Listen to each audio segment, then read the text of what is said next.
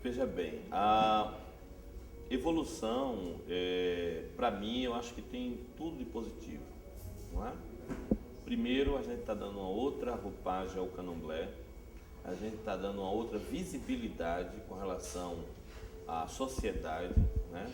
Então, a modernidade, os elementos de comunicação, a TV, o rádio, o jornal, quer dizer, isso tem aberto um canal de visibilidade da religião. Então, aquela ideologia negativa do feiticismo, da bruxaria, da coisa diabólica, maquiavélica ou coisa dessa natureza, a gente aos poucos está mostrando o que é de fato e de direito a religião de matriz africana, né?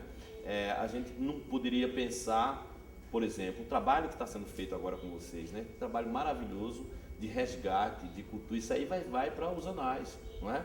Outro a oportunidade que o jornal, que rádio, que televisão está dando aos babalorixás e alorixás de lá, de se pronunciar, de dizer o que é a religião.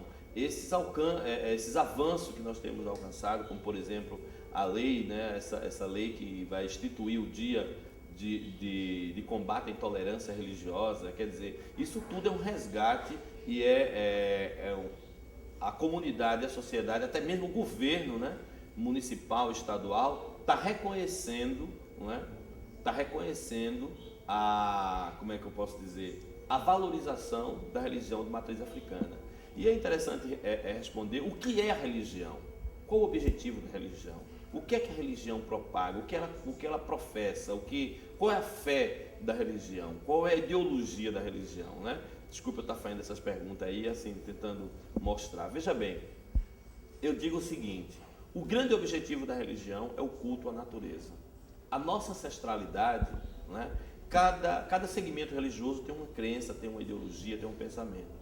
Nós acreditamos muito na ancestralidade, né? Por exemplo, a religião católica, ela acredita que você um dia vai morrer e quando morrer vai ressuscitar e tal, vai ter o dia do juízo final, não é? Onde você vai prestar conta com Deus lá, ou vai para o céu, vai para o inferno, para o fogo do purgatório, né? A religião, como é que eu posso dizer, espírita, kardecista, acredita na reencarnação, que você vai vir várias vezes aqui, não é? Esse período é o período de provas e expiações. E a religião do orixá, ela acredita, né, ela com fé, ela professa, né, ela participa ativamente da questão da ancestralidade, não é? Então, tudo foram os nossos ancestrais que deixaram para a gente. Então, a importância da ancestralidade é divina, né? Tem uma ancestralidade como divino, não é? Como sagrado. Então, para a gente, tudo começa com a ancestralidade, né? Então, você vê, a religião protestante, ela acredita que um dia aí Jesus vai descer, vai tocar as trombetas nos quatro cantos do mundo e todo mundo vai ter seu julgamento e aí você vai para o inferno ou para o céu. Quer dizer, para a gente tudo isso é natureza, não é? Certa vez eu estava proferindo uma palestra e aí uma cidadã que é da igreja católica, até é freira, né, me pergunta: o que é Deus para você? Aí eu disse: Deus para mim é a natureza. E a natureza é responsável por tudo. Nós viemos da natureza e vamos voltar para a natureza. Nós acreditamos nessa ancestralidade que voltou e que de certa forma influencia e estrutura a nossa vida. Então para a gente é isso. Então por quê? Porque eu fui toda a minha infância, como eu já falei, foi vivenciada dessa forma. Foi minha avó dizendo o seguinte: nós vamos adorar ao sangue. E eu perguntava: o que é o sangue? Ela disse: olha para ali, as folhas é o sangue. Hoje é a obrigação de Xangô. Vamos fazer uma fogueira. Por que fazer fogueira, vovó? Aí eu me mandava no mato atrás de gaveta, de pau, de tudo para fazer a fogueira de Xangô. Ela disse: Xangô é o fogo, Xangô é a terra firme. Na festa de Xangô tem que ter a fogueira. Hoje é o toque de Nanã, né? Senhora Santana. Então, a festa de Nanã tinha que ter na hora de Nanã, tinha que ter uma bacia branca de ágate no meio do salão com água. E com barro e com terra, porque a Nanã é isso, é a terra, é a água, é o barro, é a lama, é de onde nós viemos e de onde nós vamos voltar. Nanã, por isso ela está sincretizada com a morte. Porque a gente, para nós da religião de matriz africana, as outras religiões eu digo que não preparam para a morte, da gente prepara porque para a morte para a gente é uma coisa normal, corriqueira, normal e comum, não é? Óbvio que é a morte morrida, né? Não é a morte matada, né? Então veja bem, então a religião, os nossos ancestrais, ele dizia o seguinte, que Deus, né, que nós chamamos de Olorum, Olor quer dizer Senhor, Orum quer dizer o mundo, o grande Senhor do mundo, né? Ele primeiro, ele preocupou-se em tudo. Ele preocupou-se em criar água, não é? Primeira fonte de vida da terra, não é? Criou dentro da água o peixe, que é a primeira forma de vida, não é? Daí vem a grande mãe e grande matriarca Yeyeomoedja, que nós vamos chamar de Iemanjá. Yeye quer dizer mãe ou mamãezinha, Omó quer dizer filho, e Ejá quer dizer peixe. Quer dizer, ela é a mãe e é a filha. Olha a coisa profunda. Ela é a mãe e ela é a filha do peixe. Ela é a própria água, ela é a própria vida. E você vê que tudo tem que ter água, não é? O grande percentual de água no nosso corpo, o grande percentual de água numa planta, o grande percentual de água na terra. Se cavar a terra, vai ver encontrar água. Certa feita, eu vi uma parábola, uma pessoa falando com um babalorixá e dizendo: eu sou de Xangô e minha mulher é de Oxum, e a gente não se dá bem, só vive brigando. Ele disse: quem foi que disse a você que Xangô e Oxum brigam? Xangô é o quê? Xangô é terra firme, é Aganju, quer dizer terra firme. Se você cavar a terra firme, vai encontrar o que lá embaixo? A água. E por que a água e a terra se combinam lá embaixo e não combinam materialmente você e sua esposa? Deixe de safadeza, você está com mutreta, você é safado, quer arrumar 1001 mulheres, quando acabar está botando o santo no meio da história. Tome tenência na sua vida. Então a gente busca as respostas na religião. Entendeu como é que é? Então a água, como eu estava falando, é a força mãe da natureza, não é? Então daí você vê quando o Olorum criou tudo que existia na água, foi o que ele disse: ele afastou a água e brotou o que? A terra firme. E da terra veio o que? As plantas, né? Os bosques. E daí ele já cria quem? Aganju, Oxóssi, Ossan, né? E daí da terra os astros, obviamente, os períodos, terra. Então quando ele se preocupou em criar o homem, em o homem aparecer numa evolução, num processo evolutivo, quando ele criou o homem, então tudo já estava pronto, tudo já estava perfeito. Então, para a comunidade de Axé e para a visão iorubana, entre o homem e Deus, essa lacuna aqui, entre o homem e Deus, está o quê? A natureza. Então, o equilíbrio entre o homem e Deus vai se dar, obviamente, nessa lacuna, que é o quê? A natureza, da qual ele vai pertencer, vai estar e vai sobreviver, não é? Porque o nosso alimento provém de onde? Da natureza, não é? O leite, o pão, o trigo, o feijão, a farinha, o arroz, vem de onde? Da natureza. Então a gente tem que adorar a natureza, cuidar da natureza, preservar a natureza, para que a partir daí esteja em equilíbrio o homem e Deus. E obviamente a sua natureza. Quem é a sua natureza? É o seu orixá. Por isso nós somos muitas das vezes tão iguais e tão diferentes, não é? Porque cada um tem o seu aspecto psicológico normal e que é que vai identificar a orixá, a natureza da qual você vai pertencer, não é? Por exemplo, vamos citar um exemplo: você é de Odé, a Maurícia é de Odé, mas são totalmente diferentes. Por quê? Porque são segmentos diferentes, são naturezas diferentes. Odé não quer dizer que todos os Odés são iguais. Por exemplo, eu sou de Iemanjá e outra pessoa é de Iemanjá, mas ela é de Iemanjá Sessu, é de Iemanjá Sabá, eu sou de Ogunté, sou especial, né? Sou melhor, né? Então, entendeu como é que é? Então, é isso. Então, e cada água tem o seu segmento. Vamos falar de Iemanjá, por exemplo, que eu estava falando. Então, cada água tem o seu segmento, não é? Você olha para o mar, você não vai ver simplesmente o mar, o oceano. Você vai ter que observar as particularidades do orixá, do oceano, que é, obviamente, a energia que vai formar o orixá. Então, o mar, se você observar assim grosseiramente, você vai ver a onda.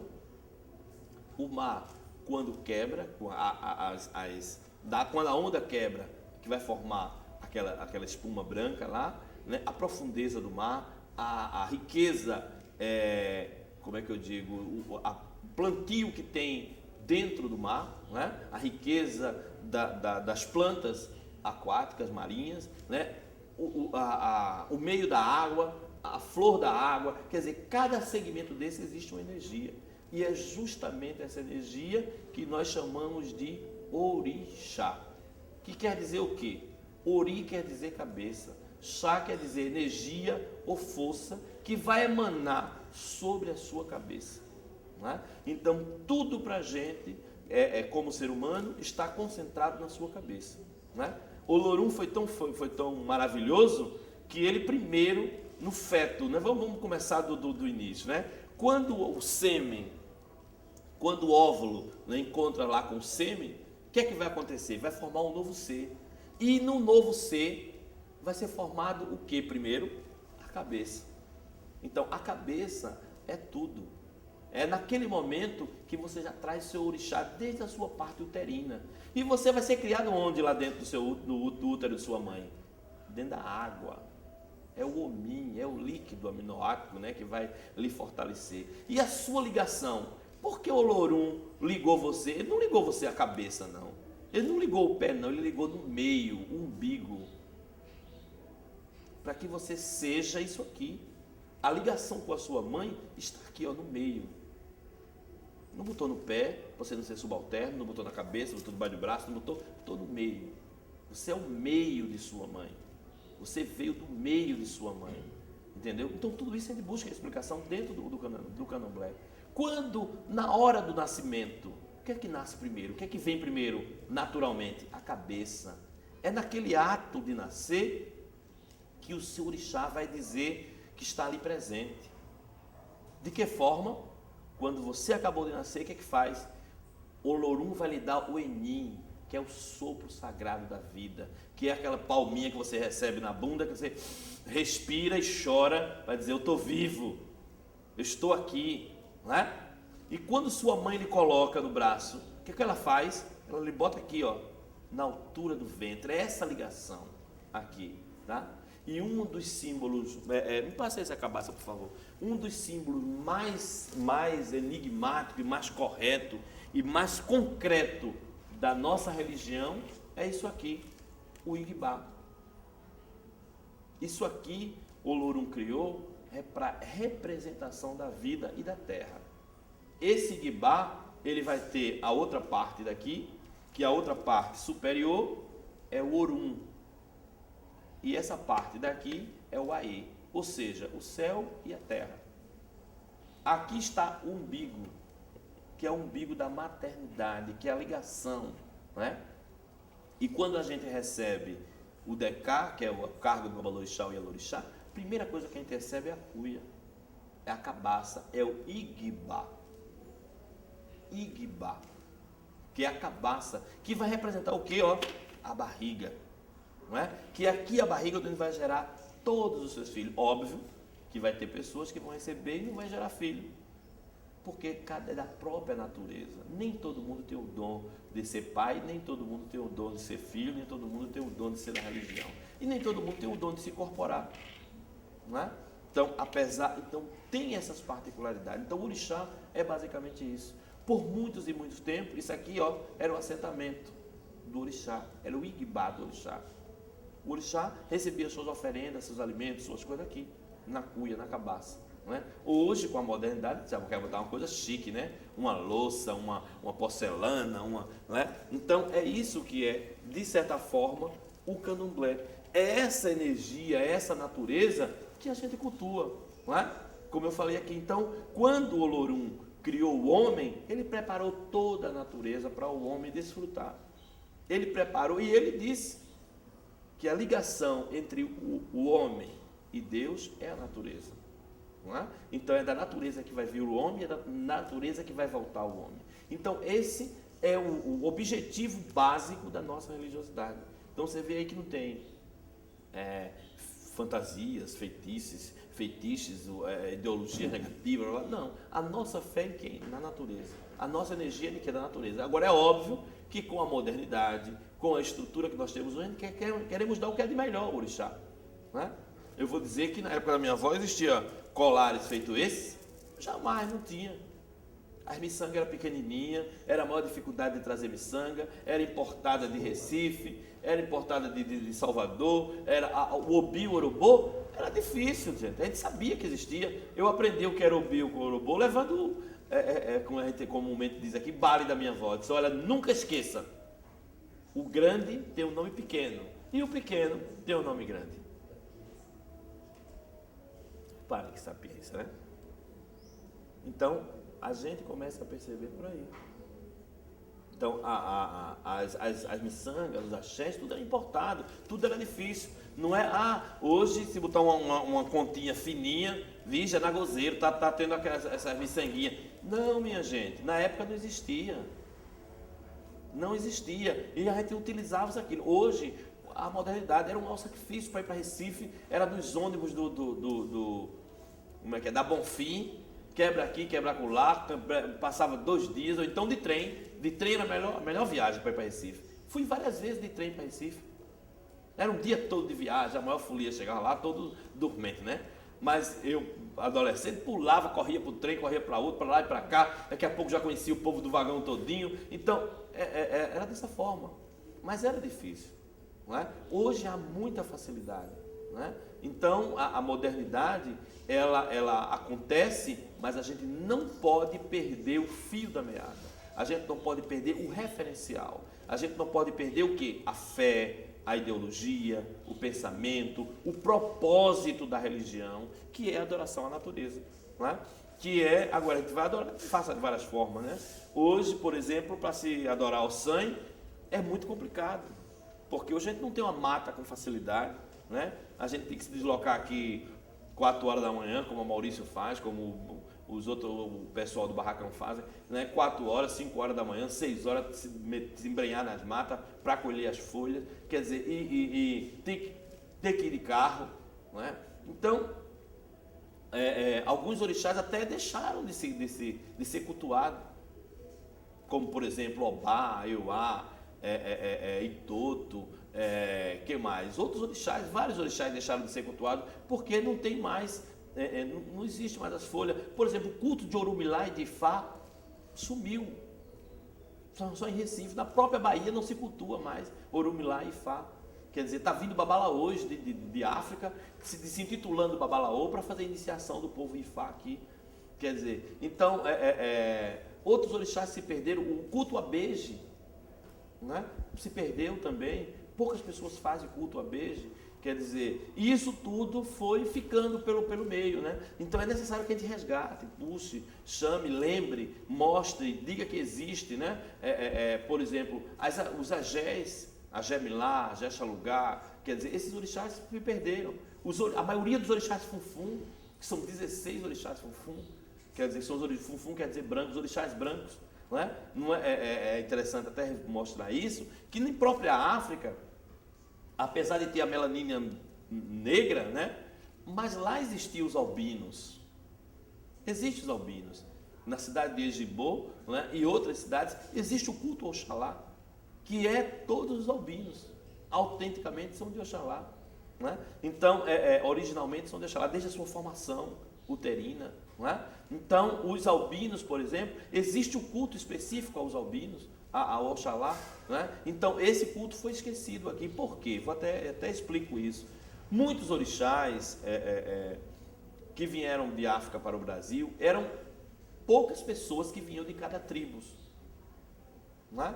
Porque diferente o culto orixá de África é diferente do Brasil. Por quê? Porque lá se cultuava por regiões, por locais, por tribos. Por exemplo, vamos tomar como exemplo Maceió, veja bem. Então Maceió, vamos dizer que aqui na Pajuçara, pela proximidade do mar, nós cultuamos o Imanjá, o Locum. O tabuleiro, por grande parte da floresta, cultuava-se Oxóssi. A Coqueiro Seco, aquela região dali dos mangues, da lagoa, cultuava Nanã.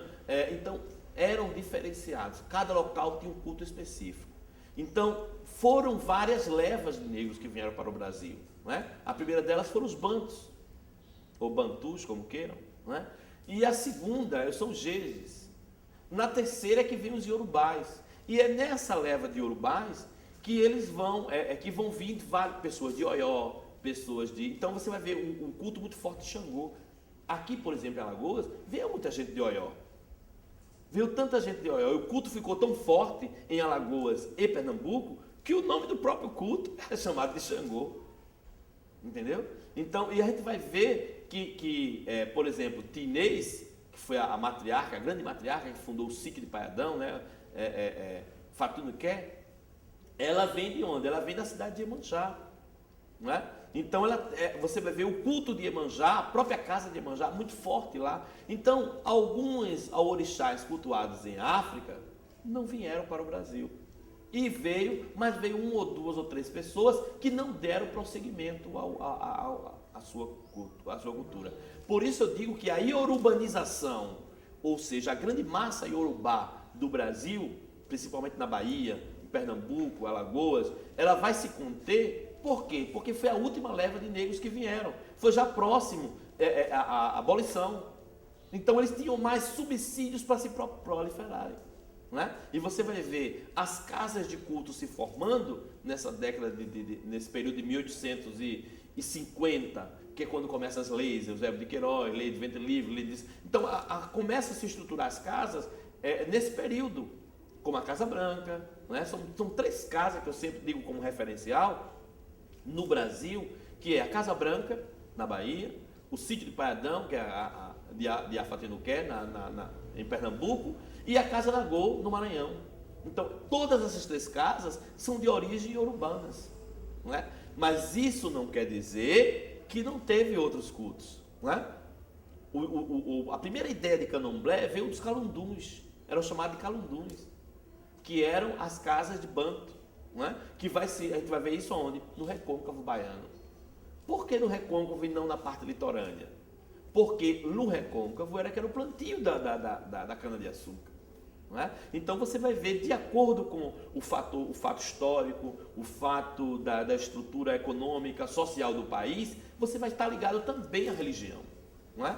Então a religião está muito íntegra com isso, principalmente a religião de Orixá. Não é? Então você vai ter toda essa estrutura voltada com esse desenvolvimento, com essa visão. Então aí, como você perguntou anteriormente, o que é que você vê? Como você vê esse desenvolvimento? Eu vejo dessa forma, que isso, hoje, a probabilidade, possibilidade de eu falar isso numa academia, eu dizer isso no rádio, no jornal, na televisão, dizer que nós não cultuamos o Satanás, até porque não existe Satanás na religião de Orixá. O Satanás está escrito lá nos livros dele, na Bíblia e outros. Nós somos uma religião que todo o nosso procedimento foi oral. Nós não temos livro sagrado, foi oralidade. Quando o nosso negro veio para o Brasil, ele não trouxe debaixo do braço nenhum livro, não. Muitas das vezes ele não trazia nem a roupa, vinham nus. Né? Então ele trouxe tudo aqui, ó, na cabeça, na oralidade. Tá? Então as peças que ele construiu, a identidade religiosa que ele trouxe, a formação, o orixá. Teve negras, como por exemplo, conta a última leva de negros da Bahia, que vem hoje a minha avó, né? Mãe Sinhace, a Eugênia, que é a digina dela, o nome dela ela era de Xangô, e Ainã, quer dizer, a grande mãe do fogo, ela trouxe o otá do santo dela aqui, ó, preso no peito, amarrado no ojá. Como foi que essa mulher passou com esse otá amarrado no ojá no peito e veio de África até Brasil? Entendeu como é que é? Olha que esforço, olha que ligação afetiva ela tinha com o orixá dela. Que ela não deixou o ocultar dela em África, ela trouxe consigo. Entendeu? Então é esse amor, é esse carinho, é essa fé, não é? Fervorosa, não é? Que nos rege, que traz, que vem, e essa aliança não é de cria aqui não, vem de lá. Não é? Então é isso que é o candomblé, é isso que é a religião de matriz africana, é isso que é o nosso orixá. Não é? Então a fé, dentro de todos aqueles parâmetros que eu mostrei para você, como a religiosidade, a ideologia, o pensamento, entre tudo está uma coisa marcante, que é a fé. Não é? Que é a fé. Professor, na casa da sua avó, os artefatos, os colares, as roupas, como o senhor frisou, e a até Recife e até a Bahia. Hoje em dia, se faz dentro do barracão, existem pessoas que fazem parte das casas que fabricam isso? Olha, sempre esses artefatos eram feitos na casa de axé. Uma outra pessoa que confeccionava, que a gente fazia ou encomendava, entendeu? E outra coisa, quando chega aqui as primeiras casas de miçanga, como por exemplo a Casa Tupi, as lojas Tupi, que vendia tecidos finos, né? A Galeria Tupi, o nome da loja, a Mapom. Então é que começa a se usar e ter mais uma condição melhor de se fazer isso. Mas aí se compra deixa de usar o AD para usar aquelas coroazinhas de missa, dessas coisas. Mas sempre foi feito no barracão. E era feito com o próprio tecido da roupa. Cartolina, era com cartolina e papel cartão na época, né? Papel de fazer sapato, se cortava o AD, a coroa, cobria-se com cola, muitas vezes até a cola a gente mesmo fazia a cola de goma, não é? Goma, água e fogo, fazia aquela cola e colava o pano, botava ali uns brilhozinhos, enfeitinhos, colava uma lantejoulazinha, botava e pronto, ali era o AD, era a coroa. Era a coroa de Xangô. Agora, as coroas dos orixás ligadas ao metal, era que era mais complicado, mais difícil. Mas também se faziam. Né? Hoje já existe uma modernidade voltada para o metal, o desenvolvimento do metal, vários tipos de metais, né, que são feitos, né, o metal em folha, o metal. Então, isso se facilitou. Mas sempre era confeccionado no barracão. Né? Por exemplo, as abebés de Oxum é feita de madeira. Os marceneiros da casa era que fazia, confeccionava, né? A gente fazia o modo. Né? Eu presenciei muita coisa dessa natureza, né? O abebé era de madeira, com um espelhinho, aquele espelho comum que o povo usava no bolso, né? Aquele redondinho, né? E era colado, né? E pintava, colocava areia brilhante, que era comum, e fazia o abebé de Oxum. E Oxum saía linda. Hoje o povo já quer trazer de ouro, de prata, de diamante, né? Com pedras preciosas, com não sei com o quê, mas era normal. Hoje, a gente ainda preserva isso, né? Nós temos alguns artesãos aqui, né, que confecciona, o professor Maurício confecciona, o Márcio e outras pessoas que fazem, mas geralmente são confeccionadas e a gente faz do nosso gosto.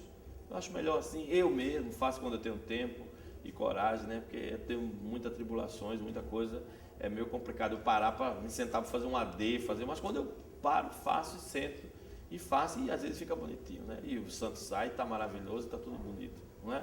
Então, inclusive, eu até deixei ali alguns artefatos para vocês depois fazerem e falar um pouco de cada um deles.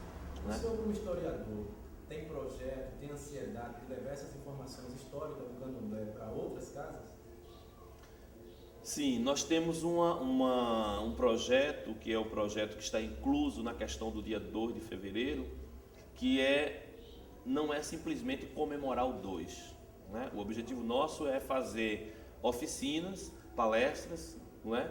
Em vários pontos da cidade, tá? Para culminar com o dia 2. Essas palestras serão palestras de mostragem, né? Do que é o orixá, do que é o candomblé, de qual a importância do 2 de fevereiro, o que foi o quebra, né? Aonde está o que sobrou do quebra, que é a coleção Perseverança, é a visita a esses museus, é a visita a essas coisas, a visita também seria um museu, mas uma pequena mostra que a gente vai fazer aqui no barracão, entendeu? A gente vai deixar uma parte do barracão para mostrar artefatos do candomblé, coisas confeccionadas pela gente, coisas confeccionadas que vai retratar o orixá, que vai dizer o que é o orixá. Então isso a gente pensa fazer essa parceria, porque, veja bem, fazer esse diálogo, porque como professor eu digo que toda e qualquer mudança vai vir através da educação, da formação e da estrutura. Então, se eu não ensinar para a minha filha, para os meus filhos, para os meus netos de santo, para as minhas pessoas do axé, se eu não ensinar, se eu não disser, se eu não falar, se eu não disser o que é isso tudo que eu estou comentando aqui com vocês, se eu não falar para eles, como que eles vão entender o que é a religião de orixá? Não é? Como que eles vão entender que existiu uma coisa anterior até da nossa abolição, né? Como eles vão entender o legado cultural, histórico deixado pelo povo africano, não é? Aí eu vou estar continuando levando a coisa à frente, sem as pessoas entenderem, sem essa compreensão, e as pessoas vão continuar dizendo, realmente eu sou descendente de escravos, realmente eu sou descendente de negro.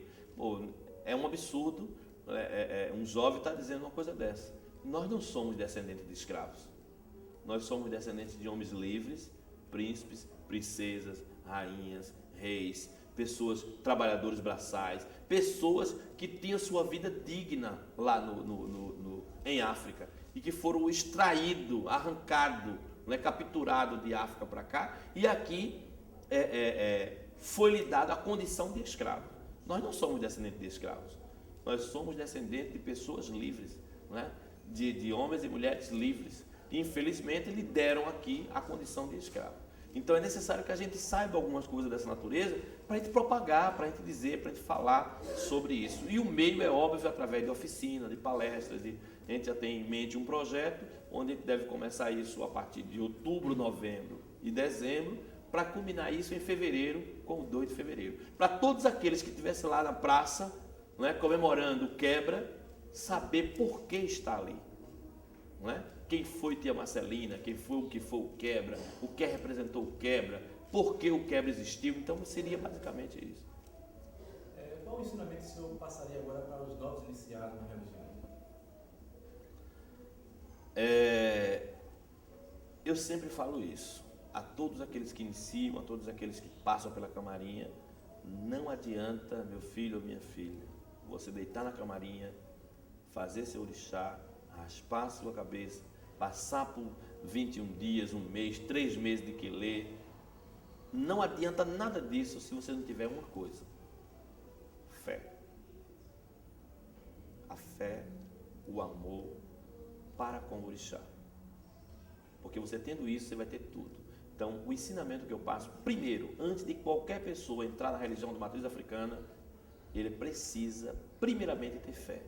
Ele precisa, primeiramente, saber o que está fazendo. E isso tem que ser vindo de si próprio.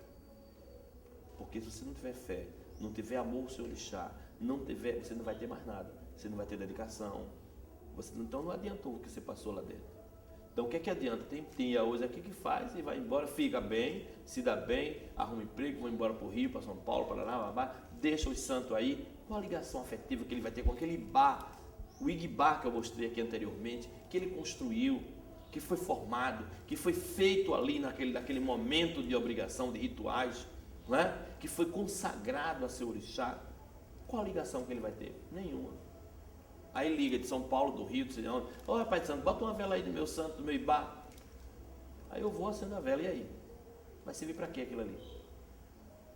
Né? Então é muito distante, então as pessoas, é necessário que para entrar no candomblé é necessário que ele tenha fé e se identifique com a religião, porque é uma religião de muita, como é que eu posso dizer, vai exigir muito de você, não é? Por exemplo, não é qualquer um, por exemplo, essas meninas com os cabelos lindos, belíssimos, não, raspa aqui minha cabeça, não é assim, não é? Então por que você está raspando?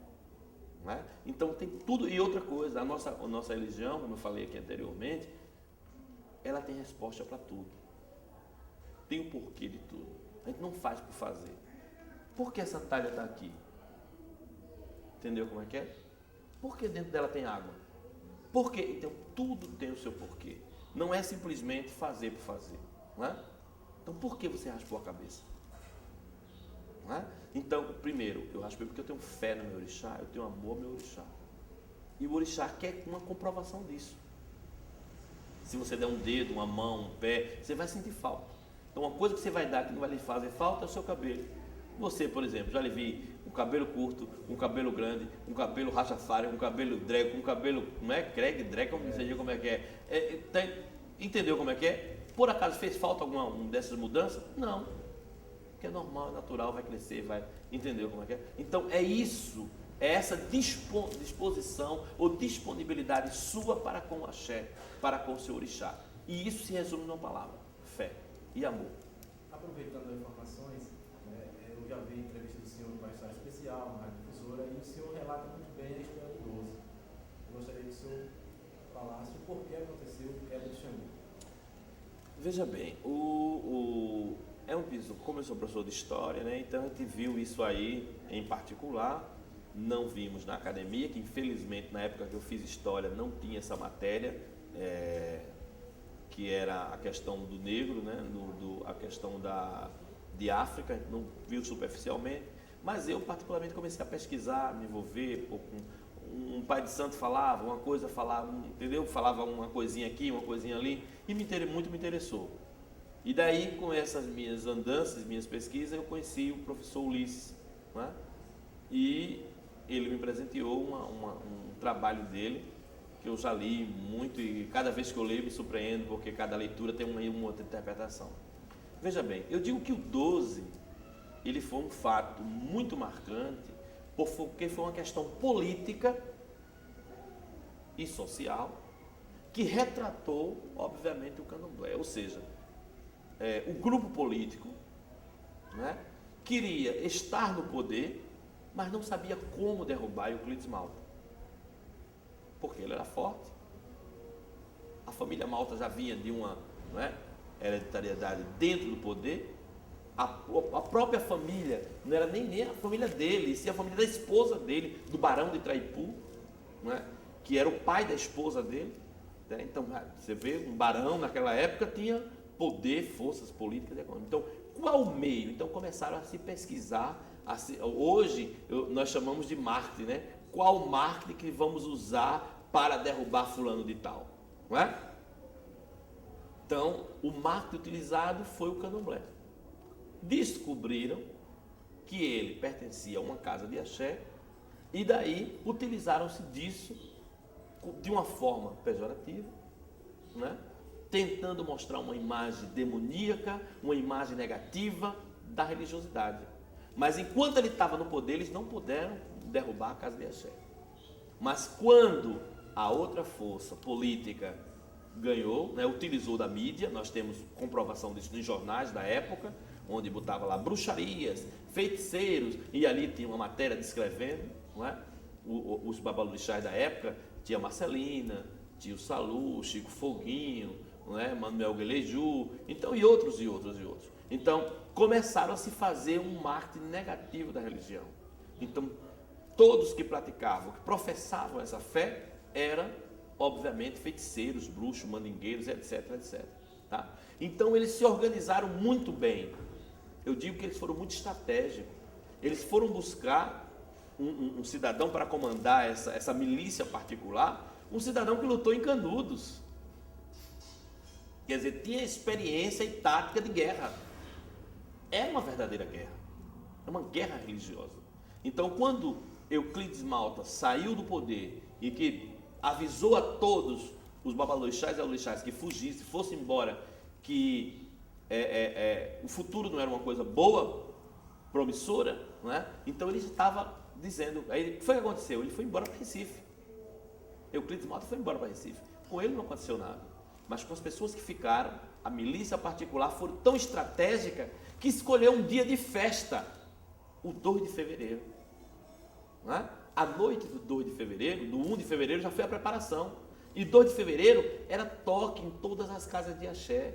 Estavam comemorando Oxum, a deusa da beleza, da riqueza, da grandeza, que nesse período era associada, o tal sincretismo, a Santa Maria Madalena, Nossa Senhora do Bom Conselho e Nossa Senhora das Candeias.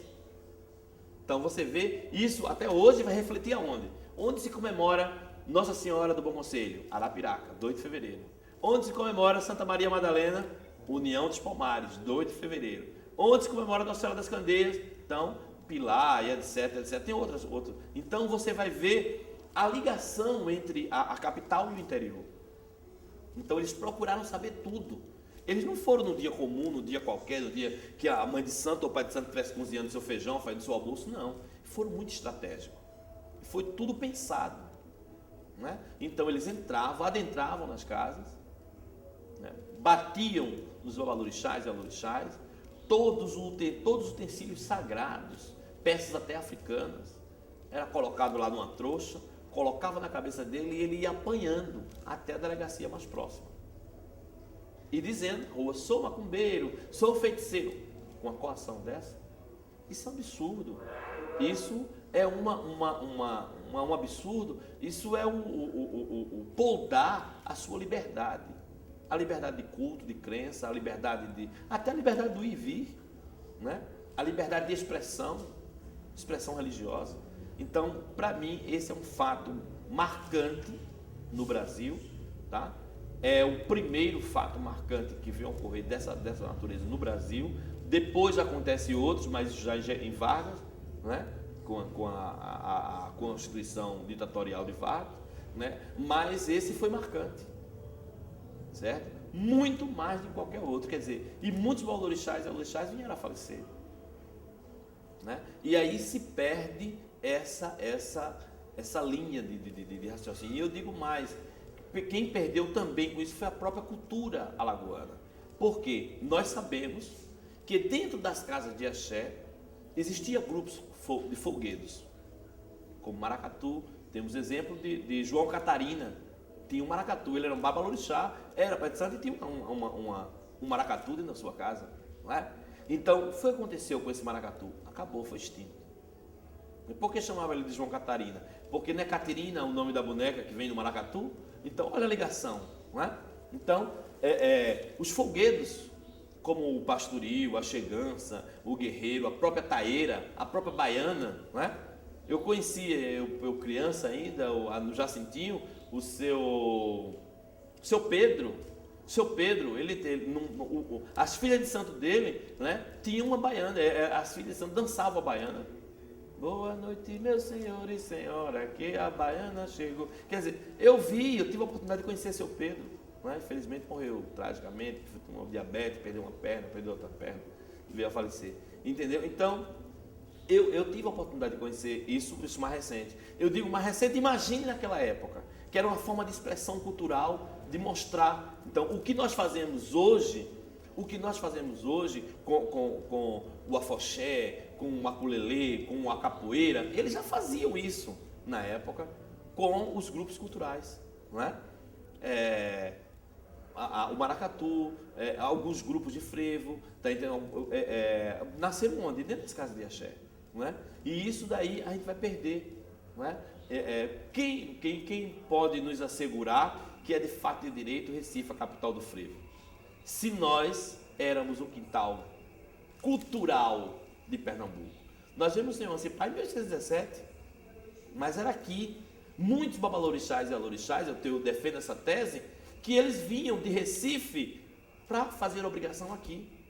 Como nós temos a passagem de Paiadão por aqui, nós temos o seu Apolinário, que era pernambucano, que veio fazer o santo aqui, nós temos a passagem de vários babalorixás e alorixás, essa ligação, não é? Como também essa ida para lá, como no caso do Xambá, que é uma particularidade nossa, não é? Que vai com o 12, já estou fugindo do assunto do 12, né? Então, são muitos assuntos. Então, o 12, ele vai, eu chamo o 12 que é a grande diáspora do candomblé alagoano, não é? Vários babalorixás, alorixás, até muitos deles que não tinham nem grande nome aqui, e vai ter nome lá fora, porque ele vai levar a nossa cultura, a nossa formação, nossa forma especial de cultuar o orixá, que era o Xambá, não é? Que particularmente é o Chamba, o Egba, o Ebá, entendeu como é? Que vão levar isso para onde? Para Recife, para o interior, para a própria Bahia, entendeu? Então, nesse período do 12, acontece isso. Então, o 12 para mim é um fato histórico que é necessário se contar, que é necessário se falar, que a escola, que a academia, que a escola, é necessário citar isso aí, tá entendendo? Para a gente rebuscar, para a gente trazer, resgatar a historicidade do povo africano aqui em Alagoas, né? Então, o 12 para mim seria basicamente isso. Continua olhando para cá e vai fazer a pergunta. O senhor falou na discriminação no começo da entrevista, da acusação, por exemplo, de que o candomblé está ligado ao Satanás. O senhor já explicou bem sobre isso aqui para a gente. Bruxaria também no próprio 12, né? As pessoas eram que diziam que isso, tinha que dizer isso na rua. Outro fator também que as pessoas de fora do candomblé ficam curiosos, assim, falam, é a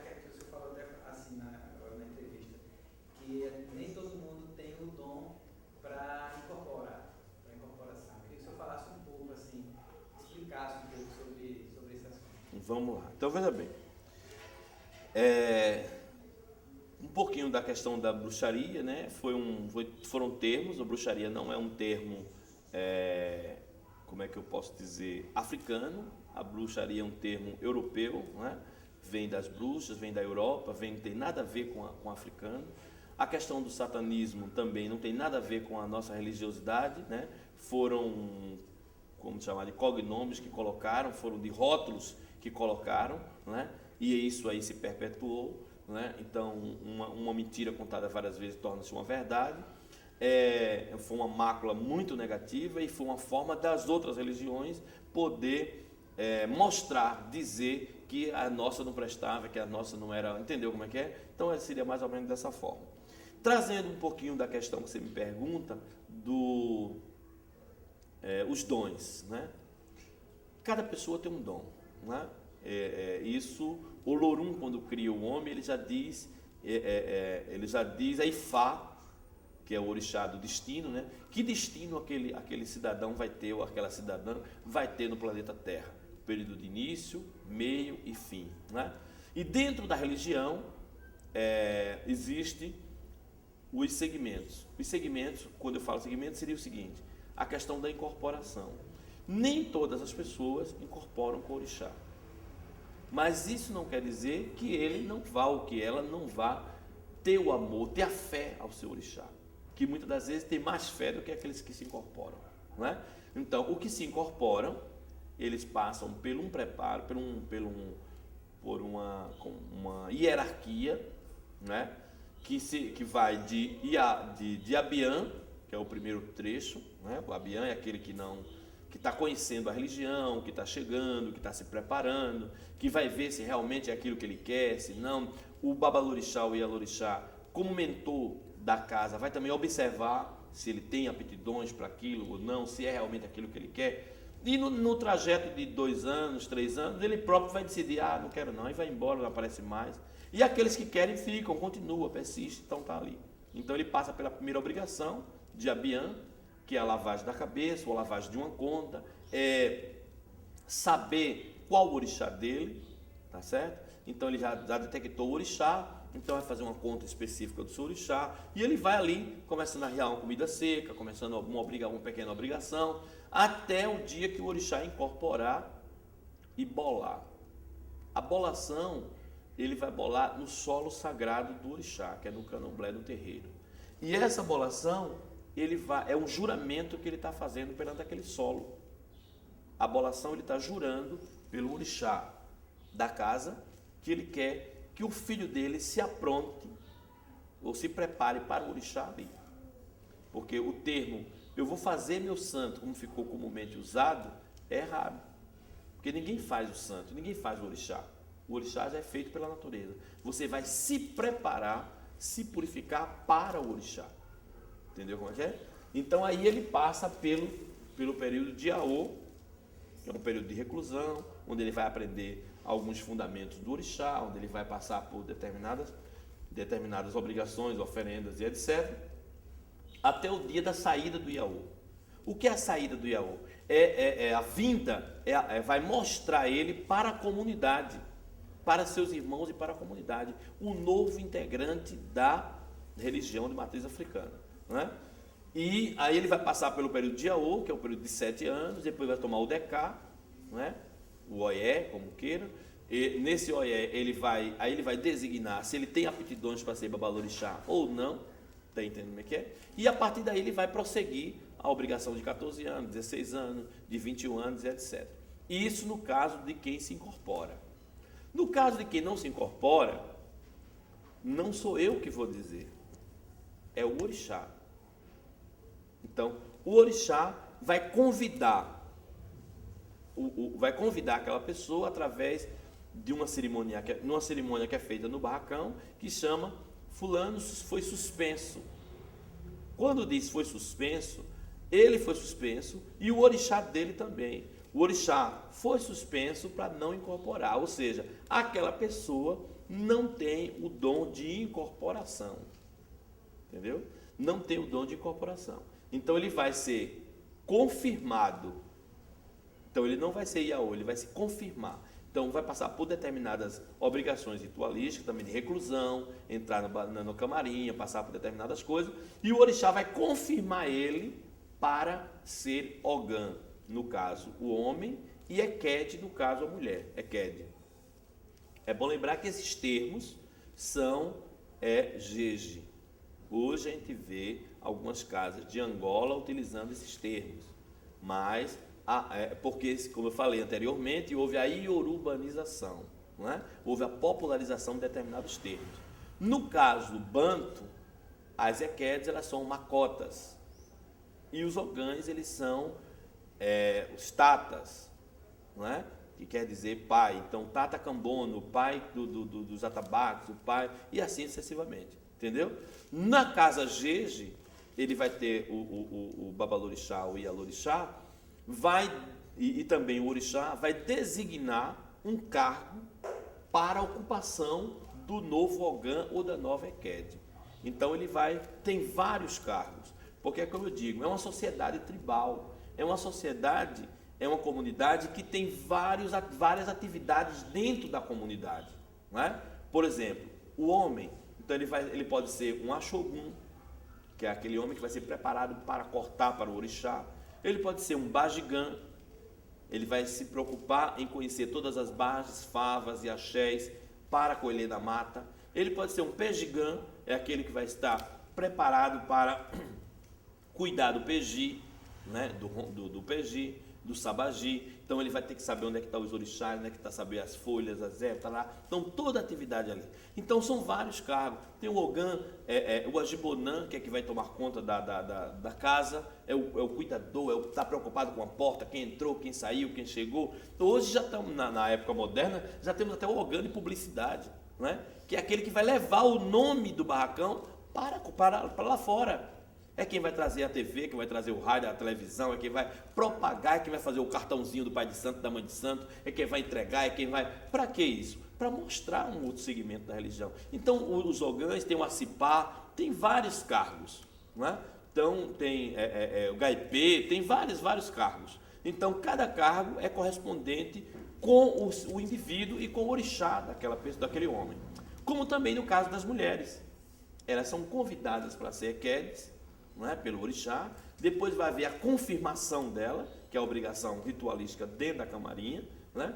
E lá dentro, depois das obrigações, ela também tem o seu cargo, pode ser uma Ialaxé, é a zeladora e cuidadora do axé, a Iabacé, aquela que vai cuidar dos nossos alimentos, das cozinhas, da comida, vai saber todas as, né? Inclusive nós temos aqui um Iabacé, né? Sabe tudo sobre todas as comidas, né? Todas as comidas de santo, todo o ouro, né? A Iaefum, aquela que vai saber todos os atinhos, os efuns, os pós, onde vai pintar, ela que vai ser responsável para pintar o Iaô, né? As marcas tribais. Então, ela é quem vai fazer aquilo ali. Tem a Iaquequerê, tem a Iacota, então tem várias Iás, Iá quer dizer mãe, que vai auxiliar o Babalorixá. Na realidade, o Babalorixá, o Ialorixá, ele é uma fortaleza, ele é como é que eu posso dizer? Ele é o administrador e vai ter os seus auxiliares que vai ajudá-lo a administrar a casa. Então, cada um, por exemplo, o Babalorixá chega de manhã, vamos imaginar, uma segunda-feira, o Babalorixá chega na casa segunda-feira de manhã, então, aí,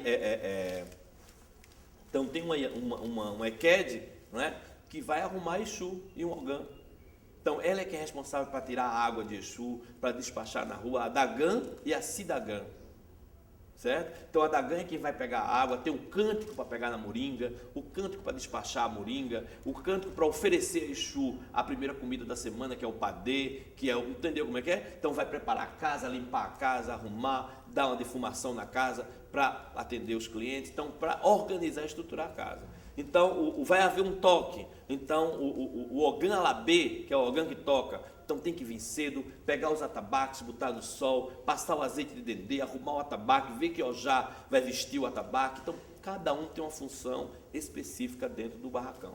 E essas funções específicas tem que ser pessoas que não incorporem de orixá. Porque imagine, um Ogã Alabê está tocando lá para o orixá e canta uma música do orixá, ele vai e vira de santo. E o atabaque vai ficar como? Isso é um elemento sagrado. tudo no barracão é sagrado. Não é? Então o atabaque vai deixar de ser tocado porque o Ogã virou de santo. Então ou ele é Ogã ou ele é rodante. Não é? Você não pode ocupar 2 espaços no mesmo, né? Entendeu? Assim, sobre a incorporação, porque é um elemento que para as pessoas que são de fora é um elemento que às vezes ele é lido, por exemplo, eu vi alguns participantes falando em entrevista que ele teve o dom da mediunidade, ele é criança, e na família a primeira coisa que dizia, vamos mandar exorcizar, que aquilo era uma manifestação do diabo. E para as pessoas de fora, muitas vezes, quando se depara com uma incorporação, a primeira coisa que faz é duvidar da realidade daquela manifestação. Correto. Estranheza, né? Principalmente, graças a Deus eu não tive esse problema, né? Porque eu nasci numa casa de axé, então era comum a minha avó estar virada com o caboclo dela, com a cabocla dela, com o Emanjá, com o Xangô, com o Oxalá, né? Com as entidades dele. Então era uma coisa comum, corriqueira na minha família. Mas eu acredito que tenha sido uma barra para uma pessoa que dessa natureza, né? Que não tinha essa formação, né, religiosa, vem de outra formação e que de repente se incorpora com alguma coisa ou então sente vibrações energéticas do orixá. Aí é o que eu digo, a questão da ancestralidade. Aquela família naquele momento, ele podia não ter ninguém ali ligado ao orixá, mas vá cascavear na sua ancestralidade, que tem lá um tataravô, um bisavô, um escanchavô, sei lá o que era do axé, que tinha uma orixá de herança, que tinha um orixá que deixou, que tinha um orixá de deixa, não é? Eu tenho um orixá de deixa, nunca se incorporou em mim, que é Xangô, não é? Então, eu tenho a maior adoração, a maior veneração por Xangô, por ele ser um orixá de deixa. Minha avó deixou, eu tenho 2 Xangô, né? O Xangô da minha avó, que é o Xangô Obatolá, Xangô Tolá, não é? É da minha avó, era da minha avó, ainda hoje eu preservo esse orixá, né? E o Xangô da minha mãe, que minha mãe também era de Xangô, né? Era Equede, mas era de Xangô. Então todos os dias o Xangô estão comigo. E eu preservo esse orixá, eu tenho amor, dedicação ao Xangô. Tudo aqui para fazer, canta logo para Xangô. Qualquer festa tem que ter qualquer. Se não tiver nada para Xangô, mas tem pelo menos uma malá para Xangô. Entendeu? Por quê? Porque essa ligação. Aí você vai observar Xangô. Quem é Xangô? Xangô é o orixá filho mais querido de Emanjá. Quando Emanjá afastou as águas, ela criou o quê? A terra firme, a Ganju. Quer dizer, então essa ligação afetiva, que a gente vai buscar essas respostas, então tem isso. Eu acredito, eu não tenho assim, mas eu acredito que tenha realmente acontecido alguns fatos dessa natureza, né? Pessoas de fazer exorcismo, de procurar padres para tomar banho de água benta, tomar isso. Comigo já não aconteceu. Pelo contrário, no início da minha incorporação, não é? Eu ainda bem jovem, bem pequeno, acho 7, 9, 10 anos, não sei bem exato. O orixá queria me pegar, eu me incorporava, eu rodava no barracão e eu gritava: vovó, eu estou vendo tudo, vovó, vovó. Quer dizer, aquela aflição e aquela não aceitação minha com o orixá, e o orixá incorporava e saía, entendeu como é que é? E eu ficava naquela aflição, sem entender muita coisa, mas preocupado. Eu lembro nitidamente eu rodando e gritando isso, entendeu? E as pessoas ao redor riam, aí eu ficava naquele conflito. Então, bem depois é que realmente o orixá vai depois que minha avó faz uns boris brancos, né? um obi, com um acaçá, com arroz, muito arroz na minha cabeça para Oxalá, é que realmente o orixá se incorpora de fato e de direito. Né? Mas tem isso, mas ocorre, sem dúvida, ocorre. Pessoas até hoje, já atendi a vários clientes, né? Segunda-feira, dia 9, eu estou atendendo um cliente dessa natureza, né? Que foi descoberto aqui que o rapaz, o jovem, o seu, parece que é bisavô, é tataravô por parte do pai, mexia com candomblé, e ele hoje, sem saber, sem nada, vem acontecendo uma série de coisas com ele, né?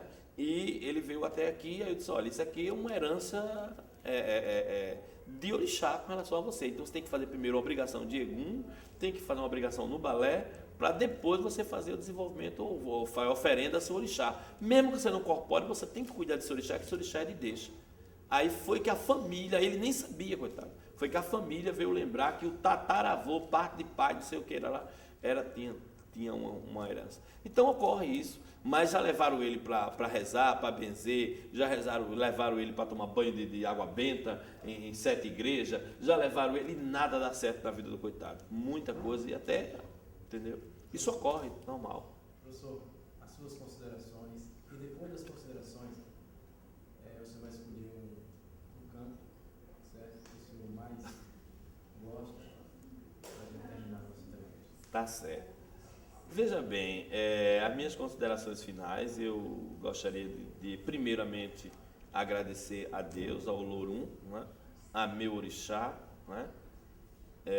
A Exu, que é o orixá da eloquência, é o orixá da fala, é o orixá dos caminhos, é o orixá que eu tenho muita adoração e devoção, como eu tenho a todos, né? Então, primeiramente, eu gostaria de agradecer a Exu, né? E que pedir a Exu que conduzam esse trabalho de vocês num caminho legal, e que vocês concluam o trabalho com clareza, e que vocês alcancem o grande objetivo, né? Ele que é o Senhor dos caminhos, que vai ajudar a vocês. Pedir também, agradecer primeiramente, depois de Olorum, de Exu, a Iemanjá, que é a dona da casa, não é? Para me conceder essa memória viva, como diz o professor Ari, né? Ela é a dona das cabeças e que me conserve sempre assim, relembrando, memorizando, para que isso seja gravado, guardado para os anais aí, não é?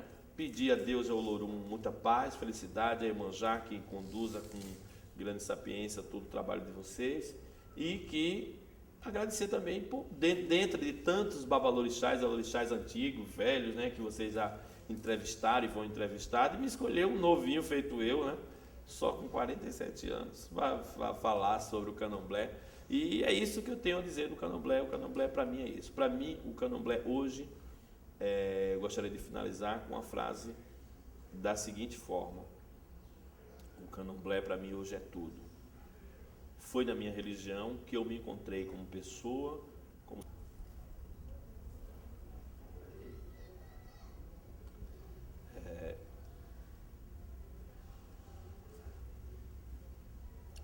estávamos falando das considerações finais, né? Então foi no candomblé que eu me realizei, estou me realizando como ser humano, né? Primeiro, a minha fé, meu carinho, minha dedicação da minha vida pelos orixás,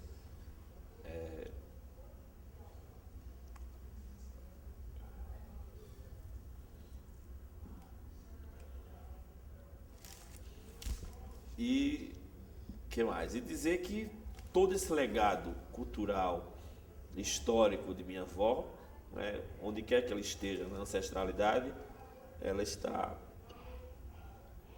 tenho certeza que ela está muito orgulhosa, porque eu não deixei isso passar, não deixei isso à toa. Pelo contrário, né, dei continuidade, e estamos aqui num templo desse que é referencial, que de tudo, não é? Referencial como religiosidade, como cultura, como formação, como estrutura de casa, como tudo. E nessas considerações finais, gostaria de agradecer a ela, onde quer que ela esteja. Ela foi, para mim, a grande mestra, a grande sacerdotisa, a grande incentivadora de tudo isso. Eu lembro de algumas fases das nossas vidas, onde ela me levava à escola e dizia o orixá, que eu discordava dela. Eu, particularmente, hoje discordo do pensamento dela. Você tem que estudar, Celinho, que o orixá não é tudo. Porque ela achava que eu via em tudo, eu via o orixá. E hoje eu discordo dela. Para mim, o orixá é tudo. Não é? Porque em qualquer circunstância da minha vida, meu orixá está em primeiro plano. Por exemplo, agora o carnaval, vou brincar o carnaval, mas Não, não vou, porque o orixá está em primeiro plano. Porque o orixá disse que eu não brincasse. Não, eu vou fazer comprar uma coisa, um bem, imóvel, sei lá, qualquer coisa, eu vou jogar para o meu orixá está em primeiro plano. Quer dizer, então eu tenho esse referencial, vou recolher um iaô, eu vou jogar para o meu orixá, o orixá está em primeiro plano. Eu estou de férias, o mês de janeiro foi minhas férias, eu não fui para canto algum, fiquei o mês todo aqui dedicado ao orixá, a festa do Oxalá, a festa, o iaô, fui na Bahia, passei 3 dias, voltei em Salvador, quer dizer, e fui mais também por questão de obrigação, mas o orixá hoje, para mim, o meu orixá, a minha religião, é o referencial de tudo. Não é? E tudo isso eu aprendi com a convivência de minha avó. Minha avó abdicou muita coisa pelo orixá. Minha avó, ela abdicou até do seu próprio marido, né? O segundo marido, que era seu Arlindo, que era alfaiate, foi embora por conta disso, porque tinha muitos resguardos, muitas obrigações, muitas coisas, muitas privações. E ele chegou um dia e disse, eu vou para o Rio de Janeiro e volto daqui um mês para lhe buscar. Até hoje ninguém sabe o resultado do seu Arlindo. Não é? Mas uma das coisas que ele reclamava muito é o contato mesmo, a sexualidade e outras coisas. Né? Então minha avó abdicou. Minha avó tinha além do candomblé, ela tinha um bar, tinha um no Duque de Caxias, ela tinha 2 pensões no Duque de Caxias. E quando o Coronel Adalto fechou o baixo meretrício de Alago de Maceió, ela disse, e agora, eu vou sobreviver de quê? Aí o caboclo dela disse, do orixá. E minha avó passou a sobreviver do orixá, do candomblé, até o final de sua vida. Então são essas coisas são essas experiências que me fortalecem. Tudo eu busco essa fortaleza, esse pensamento no meu orixá. Então, mais uma vez, nas considerações finais, eu gostaria de agradecer a todos. Então, é óbvio, o Ari está me pedindo que eu faça um canto, que eu entoie um cântico, né? Então, é óbvio, é claro que eu vou cantar para o meu orixá, né? Iemanjá, né? Que é a simbologia de tudo na minha vida, né? Depois eu gostaria de entoar um canto com a Oxum, e citar uma passagem, né? Então, o canto que eu cantaria para Iemanjá é o Kinijé Nilelodô, Iemanjá o Acota Derece, Aoyo Niru, o Kinijé Nilelodô, Iemanjá o Acota Derece, Aoyo Niru, Eogumo Iemanjá, Ogumo Iemanjá, Ya Eloco Elojo do Ya. Ogum Iemanjá. Outro cântico muito simbólico na nossa vida, na nossa casa, no nosso axé, é o cântico do próprio orixá, do meu orixá, né? Iemanjá, Ogum Té, Boaléu, Oromim e Boaléu, Oromim, Boaléu, Oromim, Boaléu, Iemanjá, Ogum Té, Boaléu, Oromim, Boaléu, Oromim, Boaléu, Oromim, Boaléu. Eu falei que ia cantar para Oxum, porque nós falamos em muitas coisas e esquecemos o primordial, que é o que norteia todo o segmento do axé, que é o jogo de búzios. Não é? Então, o jogo de búzios, ele é um oráculo, e esse oráculo, ele é sagrado. Não é? As pessoas, quando vêm jogar búzios, pensam que o jogo de búzios é um sistema adivinhatório, que eu vou adivinhar isso, adivinhar aquilo outro. Pelo contrário, o jogo de búzios, ele é um oráculo. E é um oráculo sagrado de Ifá, que Ifá delegou esse poder a Exu, e ele, por sua vez, ensinou Oxum. E ela proliferou o jogo de búzios a todos. Né? Então, o jogo de búzios, ele é feito com os 16 cauris. Pega ali, por favor. É feito com os 16 cauris, né, que são os 16 búzios. E esse jogo de búzios, quando Oxum estava conquistando Exu, para Exu ensinar a ela o jogo de búzio, aí ele cantou para ela, né? Ele pegou o ensinamento. Ifá era um orixá que andava muito com Exu, ou vice-versa. Exu, ele tinha o poder dos caminhos, então e sabia de muita coisa. Então, quando Ifá sabia o Odum, mas não sabia o que fazer e como fazer naquele Odum, ele chamava Exu. E Exu dizia, vá por aqui, faça isso, faça aquilo, eu sou o homem do caminho e tal. Então Exu terminou aprendendo, de certa forma, o jogo de búzio. Quando Exu se apoderou do jogo, isso são mitos, são lendas, não, traga o Opã, traga o Opã Ifá mesmo. Então, quando Exu se apropriou-se do jogo de búzio, né? Então Oxum se juntou a ele. Veja bem, cada cântico desse ele tem uma lenda, tem uma história, um cântico na linguagem iorubá, e ele está dizendo uma mensagem, né?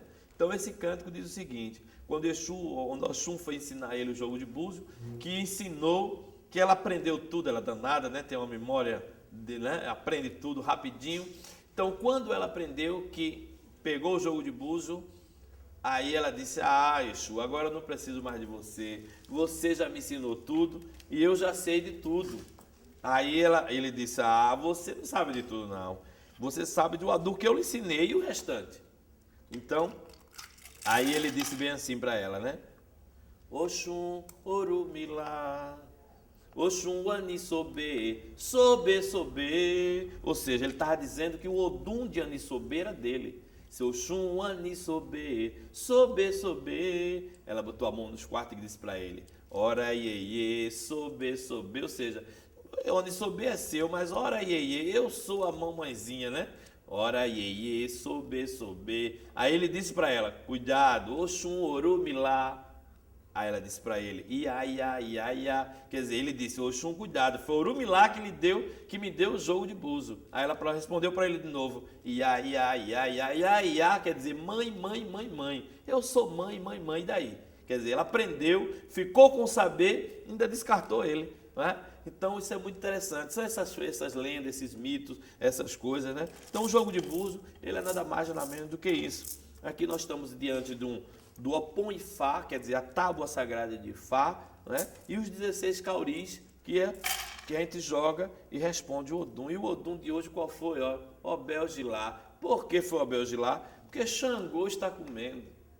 É o Odum de Xangô. Tá vendo isso aqui? Isso aqui é que é orixá, isso aqui é que é vodum, isso aqui é que é a forma da gente expressar a nossa cultura. Repare, nenhum de vocês que sabiam que Xangô está lá, ó, tem um Iaú de Xangô, Xangô está comendo, tem a obrigação de Xangô lá na camarinha, e que você até então não sabia, mas aí quando eu jogo, ó, esporadicamente Xangô responde: Obel-Gilá Xeldará, quer dizer grandeza, harmonia, prosperidade, Axel, não é? Então, Oxum disse isso para Oxum, e esse canto que se popularizou, e principalmente nos candomblés Nagô, onde canta hoje, né?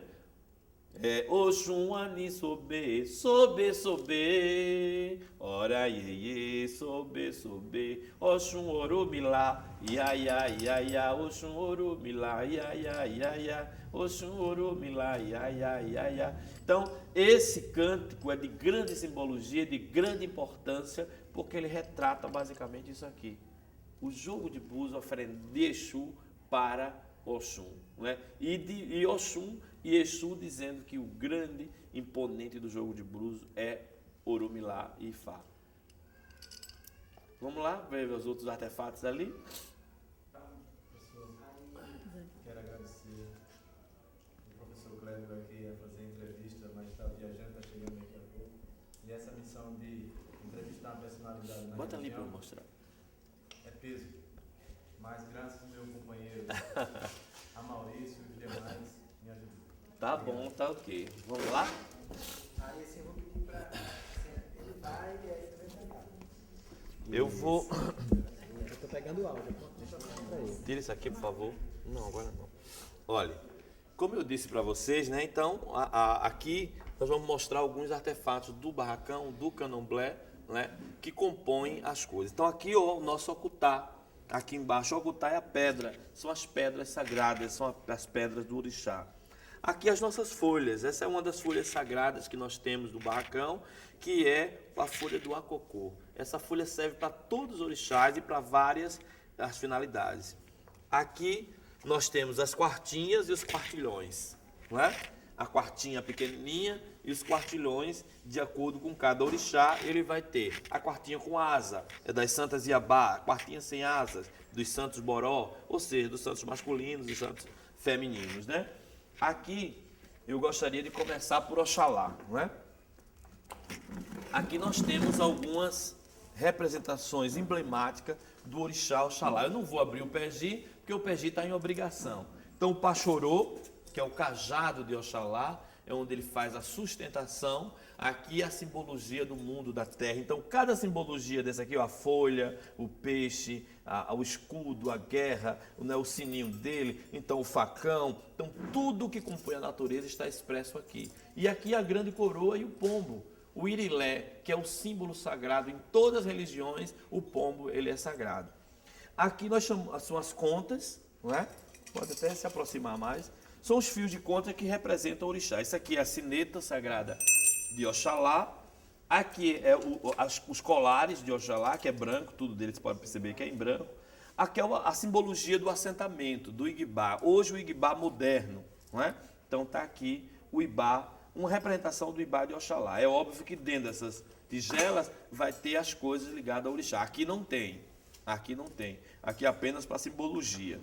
Aqui é Iemanjá, dona da casa. Então eu vou começar, olha aqui, que coisa linda, não é? Essa peça em madeira, onde simboliza Iemanjá.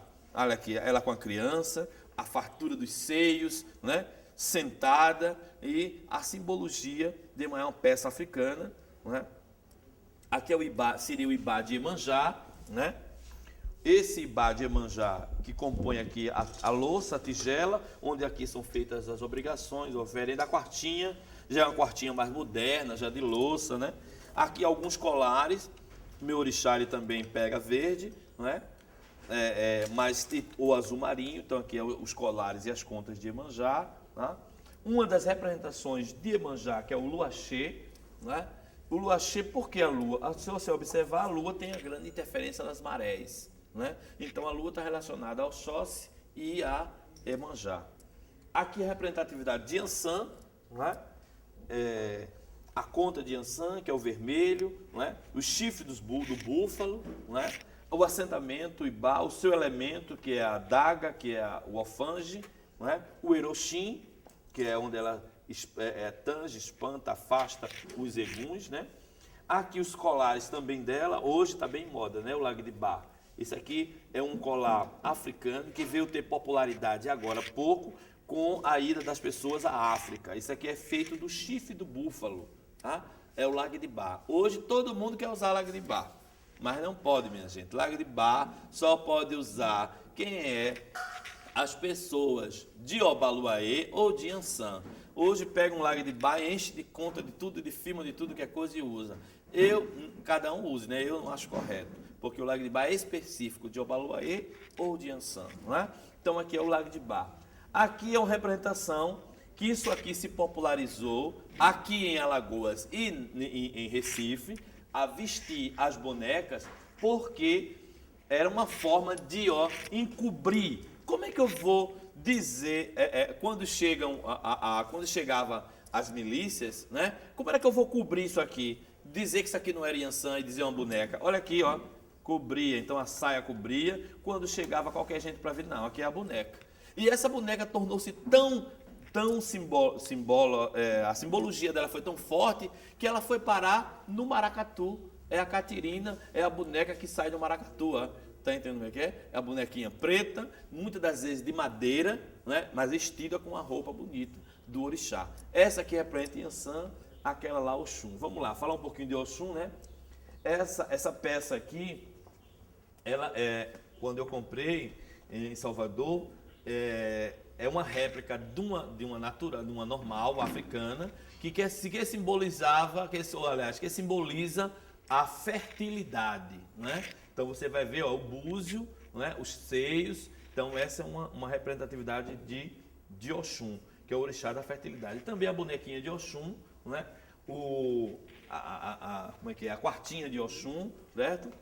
Aqui nós vamos ter o Opon Ifá, né? Que é a mesa de Ifá, que é a tábua sagrada de Ifá, né? Aqui nós vamos ter a representatividade de Vunge, ou Ibeje, né? Que é uma peça também africana, é uma peça em madeira, né? E interessante que Ibeje, ele é a simbologia da dualidade. E a dualidade, ele podia muito bem fazer aqui 2 bonecos masculinos, mas não, ele fez um masculino e um feminino. E o masculino, é danadinho, olha o pezinho dele tá. O pezinho dando a rasteira da menina, Tá vendo aqui? Então, aqui é o símbolo da dualidade. Em África, quando nasciam os gêmeos, esses gêmeos passeavam em todas as casas comerciais para dar prosperidade, para dar progresso e etc. Então, aqui é a representatividade de Beje. Ali atrás, a cobra, que é de Bessem, que é Fequém e Bessem, né? Que é um jeje, né? Aqui a cabaça que eu já expliquei. Aqui o Rungebe. Esta conta, ela é especificamente da cultura jeje. Hoje todo mundo usa Rungebe, é Rungebe de azul, amarelo, preto, branco, de colorido, mas é uma conta que só usava as pessoas de jeje, tá? Então é o Rungebe, né? E só recebia quando tomava decá, né? Então, algumas casas jeje que passava 6 meses ou 1 ano de quelê, as vodunce, quando terminava o período de quelê, recebia logo automaticamente, né? Isso no Bogum e em outras casas de axé da Bahia, tá? Aqui é uma peça também africana, né, que simboliza o Oxê de Xangô. Aqui é a sacerdotisa, né, a mulher, e aqui o sacerdote, que é o homem, né? Então, o Oxê é essa machada de 2 lâminas, Xangô, orixá da justiça. Então, para que ele, se tivesse uma machada de uma lâmina só, era tendencioso ele ser por um lado só. E aí não, ele é dos 2 lados, porque ele é imparcial, ele vai pelo lado do correto, né? Aqui algumas simbologias, representações do orixá Ogum, né? Aqui alguns assentamentos em miniatura, que a gente fez. Todo esse material é acervo do nosso futuro, futuro museu, né? Então aqui também um assentamento de Ogum, aqui de Oxóssi, orixá da caça, então está representado aí pelo arco e flecha, né? Ali também dedicado a Exu, né? Então olha aí, o orixá dos 5 segmentos, né? Ali atrás, a gamela e o pilão de Xangô, né? Então ali são os artefatos ligados ao orixá Xangô, certo? Que é o pilão, a gamela, a conta marrom e branca de algum segmento de Xangô, a conta vermelha e branca, que é de outro tipo de Xangô, o xere, né? Que era com esse xere que Xangô chamava a chuva, né? Ou chama a chuva, tá? Se você observar, ó, então isso é o som da água. Era com esse xere que ele transformava com o calor, a chuva, o calor, e daí vinha o raio. E obviamente depois do raio, o trovão, que é o grito dele, e posterior, a chuva, né? Então era isso através daqui. Como eu falei para vocês, aqui alguns artefatos feitos aqui no próprio barracão, tá? Esse aqui foi feito por mim, né? É uma coroa de Ansan, né? Esse aqui pelo filho de santo da casa, Henrique. Esse também foi feito por mim. Esse aqui já foi comprado, já não é, né? Esse aqui também é um aparamento de Oxum, né? Então, Oxum como simboliza a deusa da beleza, riqueza, vaidade, né? Então tem lá o espelhinho dela, certo? Aqui também são alguns aparamentos. Esses são os aparamentos de metal, do qual eu falei, que também já se confecciona dessa forma, que é ligado ao orixá Ogum e Oxóssi, né? Que é o capacete, o peitoral, as espadas, a alfange, né? E a cor relativa ao orixá, que é o azul marinho, né? Então isso aqui é uma simbologia básica de alguns elementos sagrados da nossa religião, né? Então você vai observar que nós vamos ter aqui alguns segmentos da natureza, como por exemplo a água, a terra, né? A folha, a terra firme, que é a pedra não deixa de ser uma terra firme, né? E os elementos sagrados de forma geral, o alponfá, né? O adejá, que é a forma de invocação do orixá, tanto esse de madeira, que é uma peça africana, como esse aqui, né? Que é uma coisa mais moderna, né? Voltada para hoje. O xere também de Xangô, também feito de uma maneira rústica, com material de coco, né? Que é também a forma de se invocar e chamar o orixá Xangô. Então, cada orixá tem seus elementos, suas formas, seus jeitos, seus arquétipos, tanto material como os arquétipos psicológicos, como também toda essa suas particularidades. Então, o orixá tem a sua cor, tem o seu dia, tem as suas indumentárias, e etc, né? Então, o orixá tem cada um tem as suas particularidades, suas cores, mediante a cor. Você vai observar aqui, ó, Yansan pode vestir rosa, vermelho, todas as variantes, todas as nuances de vermelho, não é? E marrom. Então, Iemanjá, cada um tem a sua particularidade, ou azul, ou branco, ou verde água, e assim sucessivamente. Então, aqui seria basicamente uma representatividade do orixá. Então, não pode, infelizmente, não pode filmar o PG, que está com obrigação, né? Como as outras partes do barracão, mas vocês têm aí um apanhado geral da questão do axé, não é? Ele, além do espaço físico, né, da estrutura física, ele também tem suas particularidades, ou seja, a festa ela é feita através do toque, e cada toque tem os seus ritmos e ritos, né? Então, eu gostaria de mostrar para você também um pouquinho do que é o ritmo, de como é feito esses ritmos, né? Então, veja bem, aqui compõe a charanga do candomblé, não é? A charanga que é composta por 3 atabaques, onde ele tem o grave, o agudo e o médio, que é o rumpi e o lé, né? Ele é composto também pelo o agogô e pelo o abê. Então, esses 3 elementos é quem vai dar ritmo ao cântico. Cada cântico ele tem um posicionamento. Por exemplo, os toques de Oxum é em Jexá. Então, é ele que vai... Quem abre o Jexá? Quem abre o Jexá é o agogô, não é? Então,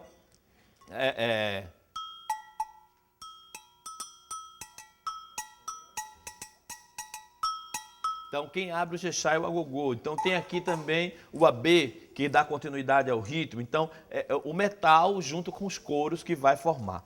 Aqui é o ilu, não é? O ilu, ele também é um tipo de instrumento musical mais difundido em Recife. Ele é uma réplica do batá africano, não é? E também tem os 3 sons, o agudo, o grave e o médio, não é?